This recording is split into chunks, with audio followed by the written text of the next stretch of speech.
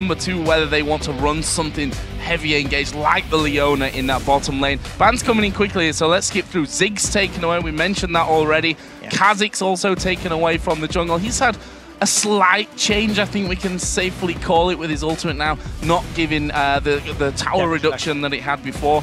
Tower damage reduction, that's the one I'm trying to get to. And LeBlanc taken out here as well. Again, Febiven likes to play those assassins, so the Zed was still up, the Riven is still up for him. We'll see what Denial decide to remove from play. As far as those top laners go, Shyvana is still available, as well as that Trundle. And we touched on the fact that Babunya loves Mundo. So, final ban, I think these are fairly safe, fairly predictable picks and ban phases from both of these teams. So, as you said, Mundo, Evelynn, then the final ban here for Denial. Don't want Co running around with that invisible threat coming out of the jungle. The first pick was actually locked in very, very quickly. Nidalee for the mid lane. Yeah, and that's 2 reasons. Number 1, Febiven's going to be on a comfortable champion. Let's not rule out the fact we've seen Nidalee's top. We're not expecting it. What I do want to touch on is this Master E. It's basically an insta-lock from Denial. We touched on how powerful the Feral Flare is. It is an item that upgrades from Wriggle's Lantern, gives you attack damage, attack speed, and it scales infinitely. Every time you kill a large monster, get a kill or assist, it gains additional damage and additional health on hit. So on champions like Master Yi, who are always in your face, who are always running you down with their passive getting, double strikes on multiple attacks, it works incredibly effectively. And I'm very excited to see it because Master Yi was for a long time considered a lower tier champion, and now we're seeing it in the upper echelons in the hands of these challenger guys. I think the last time we've seen it was maybe 2 years ago by now. Alex Ich running it in the middle, IPL 5, if memory serves me correctly. But we are moving on from that one because the pick's coming out quickly here. Lucian, and there's the Leona that we thought about with Morgana banned away for Cloud9. So what we're already seeing on the side of Denial, you've got a pretty strong scaling champions. Yi in the early game, he has no crowd control. He does have some damage to boot, he does have some sustain, and he can become a monstrous split pusher. You combine that with the fact that we're expecting Ryze to run teleport, maybe getting distortion. He can also split push effectively.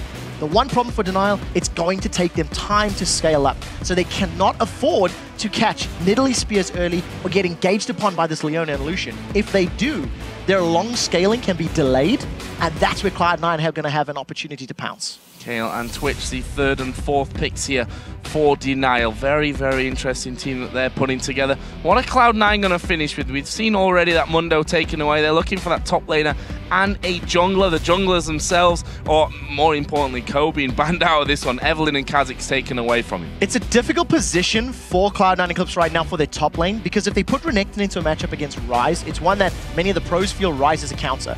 In a similar situation, if you put a Trundle up there, Ryze is going to be able to bully Trundle quite effectively in those early levels. And if he gets some jungle assistance just from the damage of Yi, plus the Rune Prison and some damage from Ryze, I do think there is some kill threat. So we'll see what Cloud9 decide to lock in.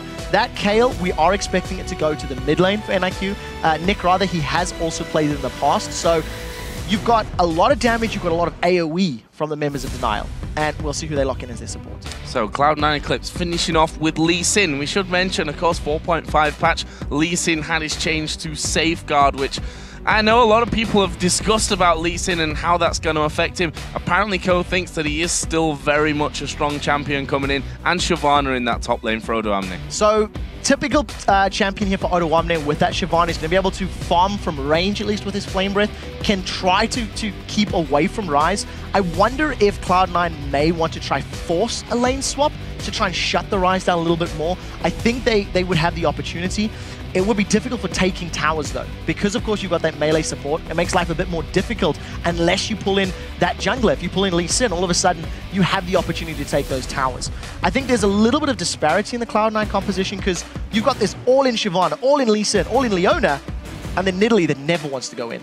So I think, in theory, they're hoping that Fabian's going to land some good spears, and once people get low, then they're going to jump in there with those very aggressive champions and just allow Lucian, Shyvana, and Lee Sin to clean up those team fights. So, final pick here then for Denial. Support pick, or will it be a support pick? That's the interesting thing. Taking Lulu last of all, a champion which we've seen Febiven already playing in that mid lane previously, but it looks like they're going to switch off and have the Kale actually in that support role. We've seen Kale support in the L-Sis, there is still time.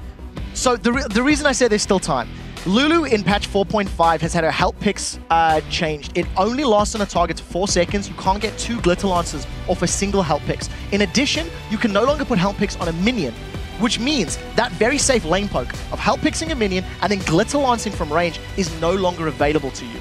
The fact that they're sticking with this means Nick is supremely confident and supremely comfortable on this Lulu. It may be to do with the fact that Nidalee's not the strongest of early laners either, so it could just be a super farm mid lane. But I do think that mid lane Lulu is so much less of a bully and so much less of a threat in those early stages of the game. And let's move away from mid lane Lulu and talk about support Kayle here. We've seen it N-rated for SK Gaming, obviously, in the LCS. There we go, tongue-tied. I'm still not sure how impressed I was with that Kayle support, but it does have its strong points. Yeah, so, you know, with the Kayle support, you do have the ability to early pressure a lane. You have got that splash damage from a Righteous Fury. In addition, you've got a heal. You can save a single target. Single target saving is great, especially when you're against the Nidalee. The moment you see Febivent roaming around the map or getting involved, if a spear's about to land, you can save them with that intervention. The reason I'm not entirely convinced about Kayle is that in a support role, she's never really going to get enough gold to have a large amount of damage. So we'll have to see how Super Ace is going to build her, because we've also got some changes to the itemization. You've got the Forbidden Idol thrown in there. You've got that Ether Wisp as well. So there's some new routes that Denial can take. So let's have a look down some of the summoner spells here, because as we predicted, there are some changes coming in. Febivent going with Barrier in mid lane there on Nidalee, but Hjarnan taking the heal. Voidal sticking with Flash Ignite this time around. If we look on the other side, it's actually Super Ace, the support, who's picked up the heal for Denial. Yeah, and we do see that Woolite has actually picked himself up that cleanse. I think that is a very smart pickup against the likes of this Leona. The moment she goes in, you're in trouble. We'll get to that in a second. Hjarnan should be able to get away. Glitter Lance doesn't connect. Very, very close there. That slow may have just forced him to burn his flash at this early stage of the game, but Denial not messing around here. They're going to push straight on through into that brush, get themselves a ward down, and looking like they will, in fact, start to back off.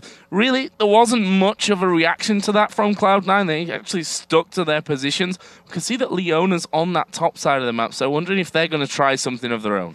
I think this is mostly just for support of this invade. As Denial grouped up as 5, one of the reasons you go for that aggressive play, whether you push into a bush as 5 or hold one of your own, it's just to reduce the risk of someone getting caught out. As long as you're sticking together as a 5-man, it is reliable safety. And if somebody from Cloud9 is there, you can count on your early game abilities to work in your favor. So at the end of the day, Denial don't get anything from that invade. They get a little bit of deep vision, and it actually looks like they will be losing the first buff. Red buff invade here for Cloud9. 4 men actually there, only Nidalee away from the pack currently in that middle lane. And this is going to be an easy red. The question then is, will Denial move across the map and take away the Cloud9 red? Now, it's going to be a safer move for Denial to do that, because you'll notice that Cloud9 Eclipse are setting themselves up in a lane swap, and Denial have read it perfectly. They anticipated Hjarnan and Voidal going to the top lane, so they've put Woolite as well as Super Ace there as well. So we've got the rotation from both of these teams.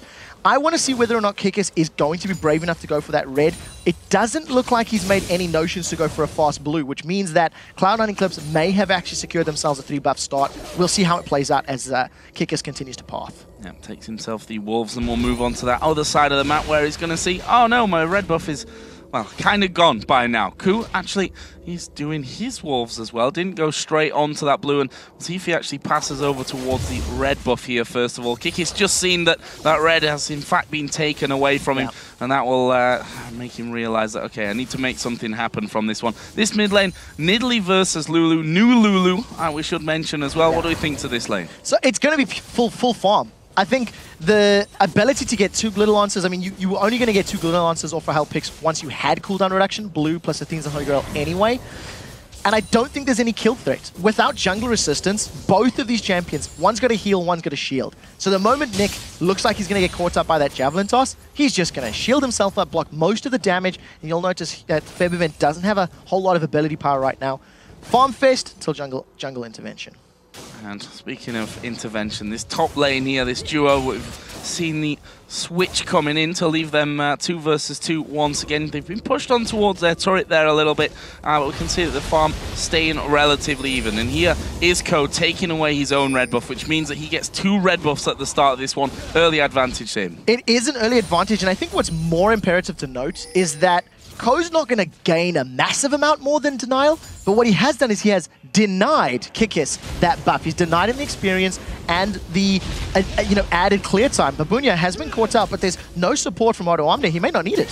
He's actually going to have to flash here, and then we see him go over the top, but Co is going to run in towards Kikis. Babunya goes low, and there is the first blood coming out for Co. Is he going to get away from Kikis? Actually putting good damage in, but the Alpha Strike will get him a kill back. Yeah, so Kikis is going to recompensate the fact that his buff was stolen by grabbing himself the double buffs off of Co. You actually noticed over the course of the fight, because of the changing to the safeguard, Co needed to use that safeguard on himself, block up some of that damage, and he didn't have it available to him to get back to that ward. So, unfortunately, 1v2. Confident play by Co. Nets himself first blood. Overall, I think advantage Denial, because that small slowdown to Kikis' jungle has already been balanced out. Yep, gets himself the double buffs back, and he'll be like, ha, took the buffs, and now I've got them for longer. Good for me.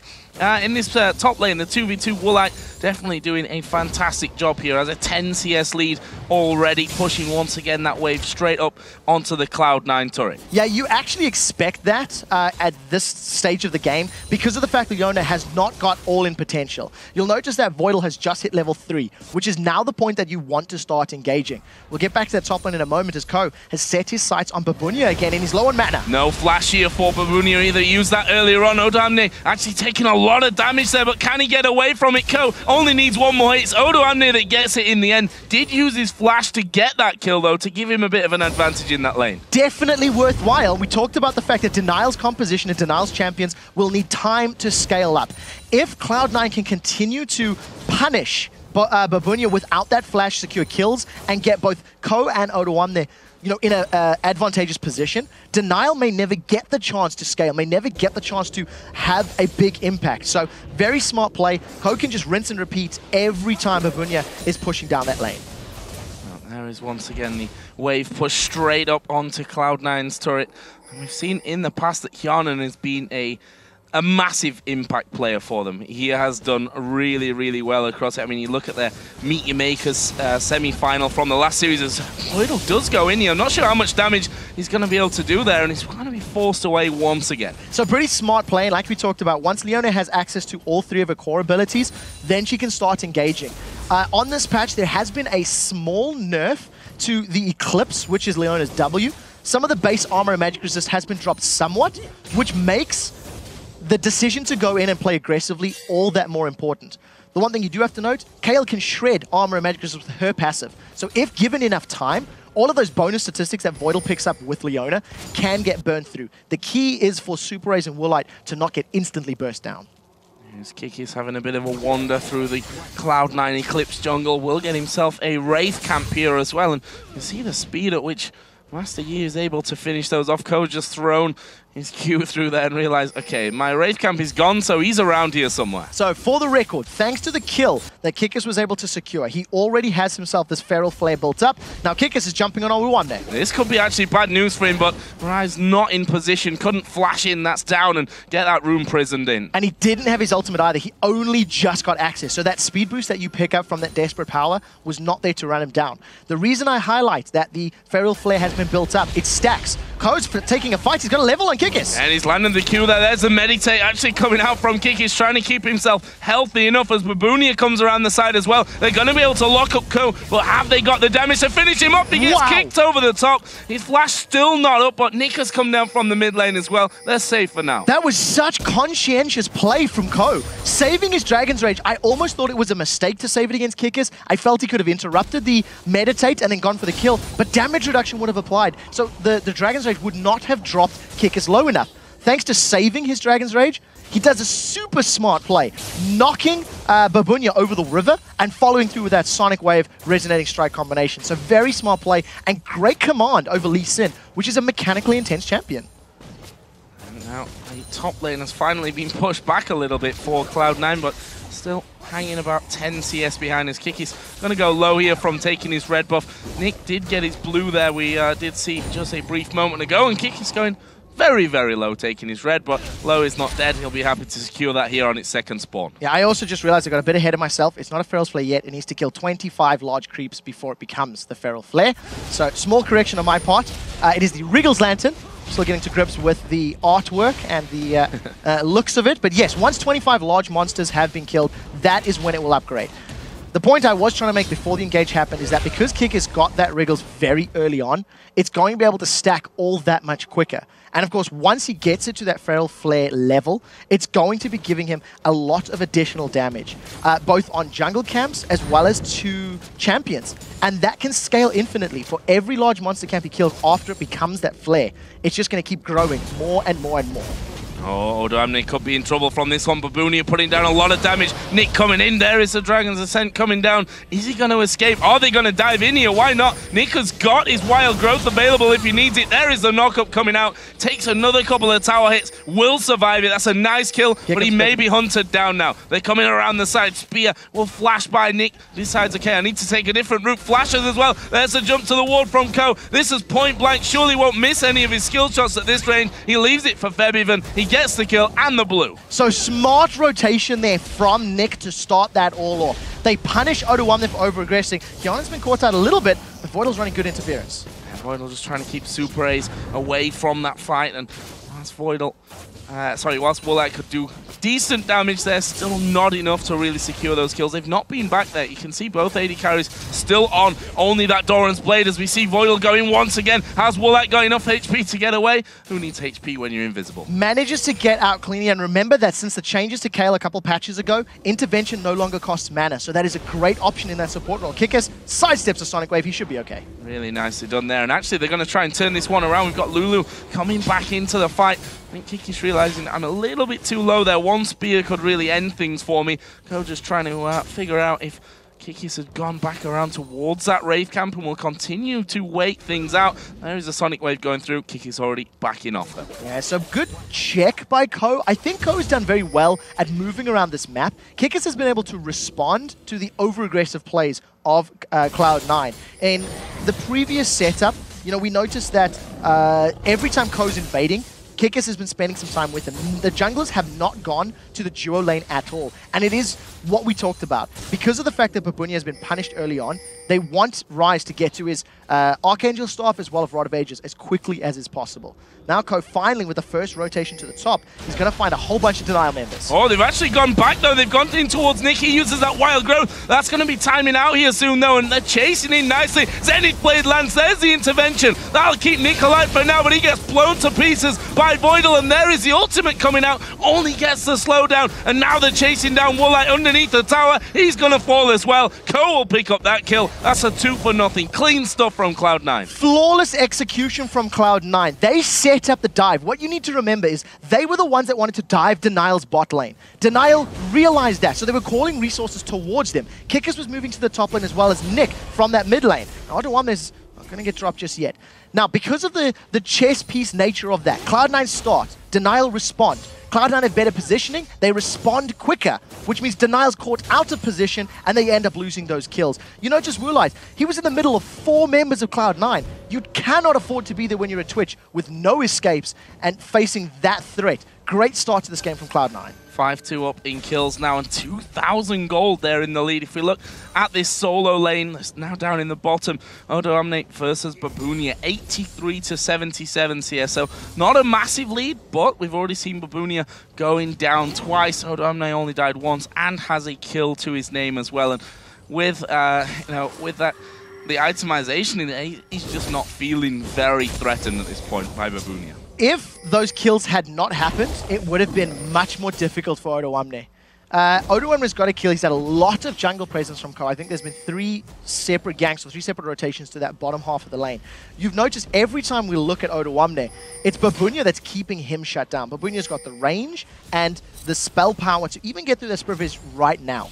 O2-Omne he needs to be super careful. Kikis and the rest of Denial have already dived him once, so he's got to be very calculated with how low he stays under this tower. Yeah, I actually had the vision there as Kikis stood on that niddly trap and was walking away, and I guess calculated the fact, okay, he's probably not going to come back here. Saw that Babunia basically had no mana to do anything underneath that tower and figured he can just stick around a little bit longer and farm things up. There's another blue buff being handed over towards Nick. Last time, of course, did end up losing it going down to Febiven. Yeah, thanks to, thanks to basically Cloud9 just being in the right place. Kikis once again caught up by Ko. This is a lot of damage coming in. There's a wild growth, flashes away. I think he was out of range of the spear then. I think he'd already sidestepped it. Meanwhile, on the top side, we are going to see the solar flare coming in. Super Ace goes down. I'm not sure that Woolite's going to survive this one either. Voidal's got the hell to go under the turret. It's actually Yanan that was tanking it. Ko was coming around. And again, 2 kills for nothing for Cloud9 Eclipse in the top lane. Ko has planted a Cloud9 Eclipse flag in Denial's jungle.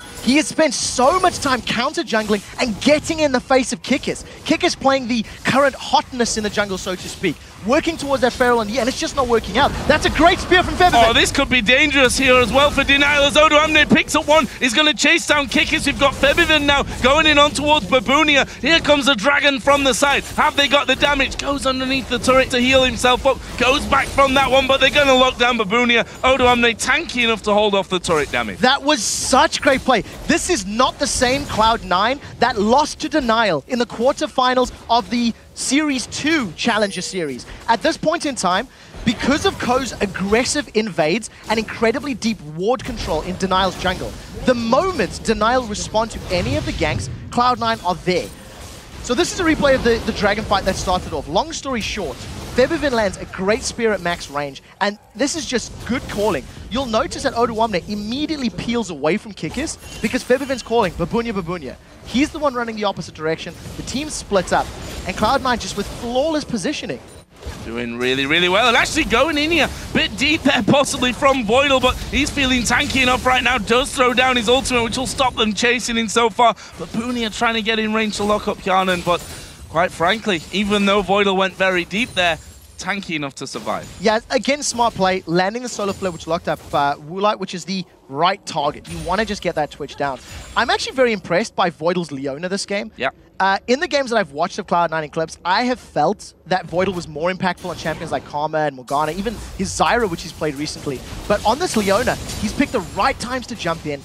You've never really felt like he's at risk of going down, even in that heavy dive. And right now, Cloud9, they're using their siege and their massive advantage to force Denial back. Here they go on towards Kikis. Intervention is going to be used. He's going to pop his ultimate to try and run away, but Yanan going very, very deep. Had to use the wild growth. The spears continue to come through, but Cloud9 Eclipse want this tower, and to be frank, I think they might just be able to have this one away. Denial trying to turn things around, but here comes Ko. Gets the kickoff. They're all so very low here. With the next wave of minions, this tower's down. Yeah, they're going to stick around. They've got heals, they've got support, and they've caught Babunia. He was a little bit too far forward from that one, but they've not got the CC there. They did tank up that turret. Were able to take it down in the spear, landing onto Woolite as well. He shouldn't have been hanging around there. Get sniped is what Febiven is yelling. They have used this early lead to gain complete map control. They have got 5 towers to the 0 of Denial, and it is all due to Ko's roaming. I am putting it all on his shoulders. Because Ko has been in the face of Kikis,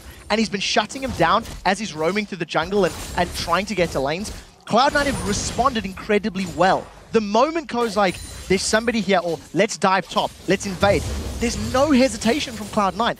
They've got that heavy engage that we talked about, and you'll notice that Febiven didn't offer a whole lot when they dove in, but because they got so much damage thanks to that heavy engage, Febiven's just waiting to snipe them off to secure the kills at the end of the fight. Nice mix of damage they've got coming through, and an even nicer lead that they have at this point. We're approaching a 10,000 gold lead here for Cloud9 Eclipse. They're 10-2 up in kills, 5-0 in turrets. Denial have not had a single turret away right now, and if it continues like this, it's hard to figure out where they might take down a turret, as we see going in again on towards Kikis. Not got the damage here. Actually, Kikis has quite a bit of backup with Nick around the side. So when you look at the champions of Denial, we touched on in champions like how Ryze, Yi, as well as Lulu are going to take time to scale up.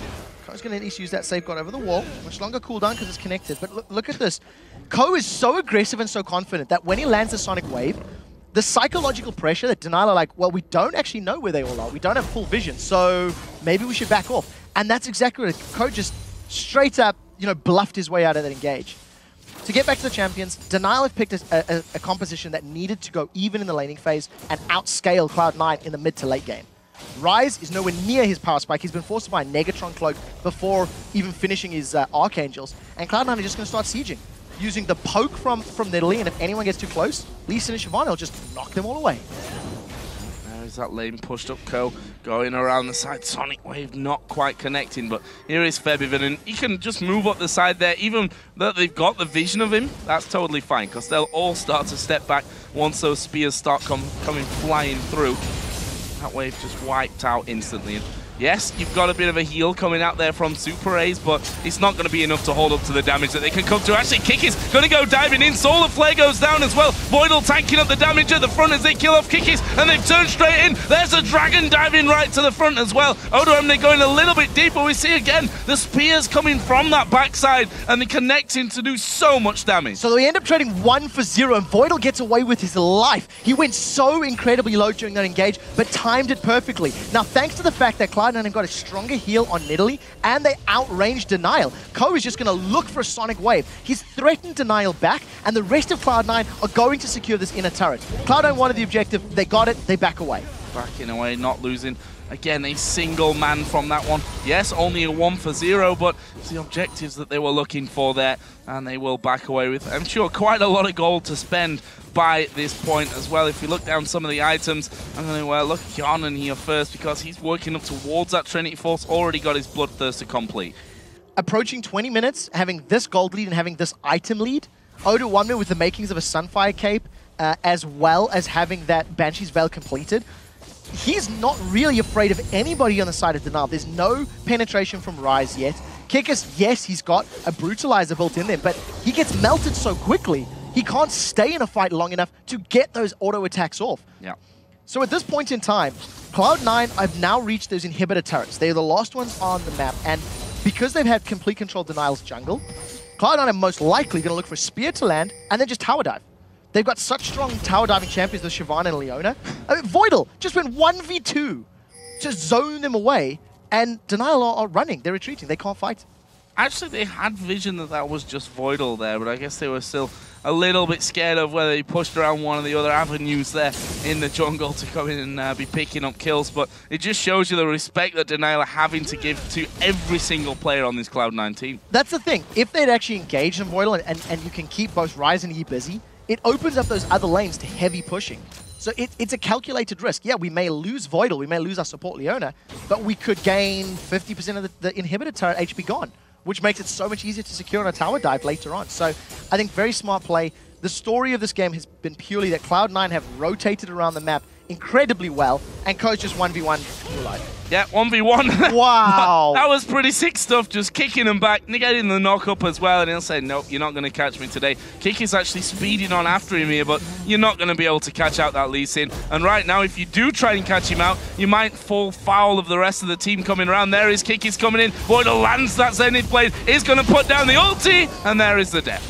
Chasing in 3. Too far. It's not over yet. Cloud9 on the inhibitor turret now. Denial were out of position in the bottom lane. They're trying to pick a fight.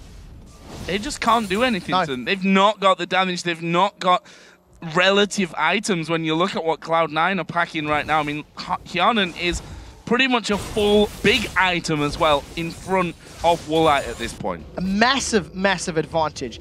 As it stands, Denial need to defend these 3 turrets for 20 minutes. If they do not stall out for the next 15 or 20 minutes, that is their only chance of survival. And I don't even think that's actually possible, because their wave clear is not the safest. Kayle is pretty short range with their Righteous Fury. Lulu does not have the ability to have multiple Glitter Lancers right now on the minion wave to have distance. And you're not really going to use Yi to Alpha Strike in. So it's going to be a difficult defense here for Denial without having the likes of a Ziggs or the likes of the wave clear from Orianna, for example. So, where's the plan here? We see that Cloud9 making sure that they've got full-on vision control, and actually they've started off Baron at this point. Kjarnan just keeping everyone away. Meanwhile, a 3-man Baron attempt coming in from Ko, Voidal, and Odoamne. And I say attempt, they're going to be able to take it down easy peasy. Denial can't do anything about this. I mean, they haven't left their base. If you look at the amount of wards that Cloud9 have over Denial's jungle, it's complete vision control. And if anybody does come in to try and set something up, all you're going to have is Voidal peeling, throwing down his Solar Flare, catching him with Zenith Blade, and taking him out. So just extending this gold lead is now 14,000. With Baron buff on and the regen, they need to start sieging now. They've got this 4-minute window where they're even more powerful. Not that they needed it, but now it's like a guaranteed safer tower dive. And I think if Cloud9 don't punish Denial even more now, their window of victory is going to get smaller. I mean, look, it's 14k. It's their game to lose now. Yeah. But they can't allow Denial the time that they need to get the items that they want. By a long way. I mean, we've just seen them backing off there after that Baron pickup. Hjarnan finished off the Trinity Force, almost picked up a last Wisp. They got the pickaxe and that long sword. We saw the Sunfire Cape finished off by Odoamne. He also picked up another Giant's Belt. There's a Rabadon's Death Cap and an extra blasting one in the mid lane for Febiven as well. Voidal is feeling so tanky now with that Warden's Mail in there and all the extra resistances and health that he's got that he's not scared. We saw it a minute ago in the top lane that he'll dive in onto two guys without too much hesitation. So I want to touch on one thing. Voidal's picked up the Face of the Mountain, which has also been changed this patch. Lower HP per 5, but higher max HP. It actually gives you the same amount of hit points as Irandian's Omen at 500 in slot. What I like about this heavy counter jungling and aggressive jungle play from Cloud9 is you'll notice Kikis has only about to get his Feral Flare. It's 1 stack away right now at 24. At 25 minutes in the game, he hasn't started stacking that bonus damage. And it's because Kikis has not had access to his jungle. Kikis doesn't even have access to his lane. Cloud9 just pushed him away, and they've secured a tower uncontested. And they're going to keep going on this one. We see the spears flying through again. Kikis will catch another one, and this is the first inhibitor going down. No way in hell that Denial can hold on to that one. And they're simply going to rotate here. Top lane is pushed quite heavily. Bottom lane is actually pushing back there, but honestly, with 2 inhibs going down here momentarily, it's looking like this is game 1 for Cloud9. I completely agree with that. And you'll notice, look how far back Denial is sitting. Their wave clear is such short range. Super Ace goes in, and you immediately feel like he's at threat of dying. Kikis gets an Alpha Strike off, but it's such ineffective wave clear. Cloud9 have taken off a third of the tower's HP with a half-hearted attempt to defend from Denial. And they've got no vision over the top of the wall here, which makes it easy pickings for Febiven. He just throws a spear towards the general direction of the group there, and he's pretty much landed 75% of those at this point. There's Super Ace catching himself another one, and they're trying to hold on, but look at Odoamne. He's just tanking up that turret. Yeah, look at the amount of health and HP and everything. Like, there's so many resistances on Cloud9. They've got Baron to regen as well. Constant spears. At this point, Tao's going to go, that's a flash! They're going to go in for this one, but there we see the counter-engage Solar Flare coming down. Odoamne dives in there as well, and this is going to be surely a whitewash. Woolite very, very low. They switch around towards Babunia and to Super Ace. They're having to flash back up towards the fountain, which they do get to. Wow, no, not quite. Poor Babunia, he gets a spear to the back, and this could be game right here. That is game. There are super minions from the middle lane. They're onto the Nexus turrets, and Denial are so far behind. Super Ace is in trouble going down as well. Super Ace taking damage. He does get off to the fountain. Another spear does hit him though, but he's got enough health, and that is going to be game number 1 going over towards Cloud9 Eclipse. And I hate to say it for Denial, but that was a very, very, very dominating performance. Phenomenal play from Cloud9. Every single invade resulted in an advantage gained by Cloud9. There were some over-aggressive plays that cost them a few kills, and you know, but you can forgive it because every time that they lost one, they were killing 3. And I think Ko spearheaded that counter jungling. We touched on the fact that Master Yi is very powerful, that Feral Flare could theoretically have been powerful. He never got a chance. Yeah. He never got a chance. Ko camped in Denial's jungle, pitched a tent, got some s'mores, and denied Denial all of their buffs. And we have to give props. Well, it's hard to say where you don't give props, I think, to Cloud9. Voidal, you mentioned it, that he's done incredibly well with the supporty supports, you know, the heavy engaged supports. We've seen him being like, not 100% sure about that. But his Leona this game was perfect. It was immaculate. There was one particular engage in the bottom half of the map where he basically engaged into 4 or 5 members, got everybody low, tanked up, you know, 1,500 hit points with the damage, and flashed away with like sub 200 HP. The knowledge and the experience to stay in there long enough and still get away with your life, it was impeccable. And I think if Denial don't mentally get themselves out of what just happened, you could see a repeat in game 2. Well, with our first